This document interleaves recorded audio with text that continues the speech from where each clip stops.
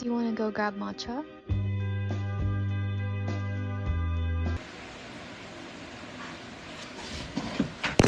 Vigorous Day, everyone! This is Match sa Matcha, and I'm Rizzo, your resident matcha girly! And I'm here to try weird matcha combinations so you don't have to. Ano na? Let's go! Diba? Oo. Dahil hindi pa natin kayang pumunta ng Japan, dito muna tayo sa Mabalacat. Nakita ko lang yung ramen na yan sa Asian store. So I was like, ooh, go! Tapos, iluluto lang natin siya according to the instruction na hindi ko naman alam at mabasa. Buti na lang, sobrang generous nila sa visual. As a visual learner, yan, naluto natin.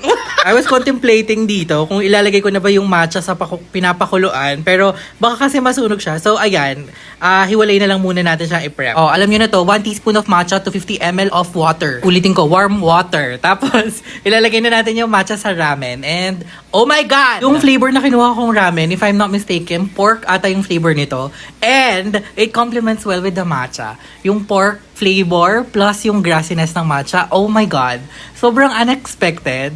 Sobrang versatile ng matcha. Like, nakakaloka. Kaya siguro sa Japan, kahit sa ano na lang nilalagay nila ng matcha. Okay, proof lang na naubos ko talaga siya. As in, simot sarap talaga. Grabe. Oo. So, ayun lang. Bye!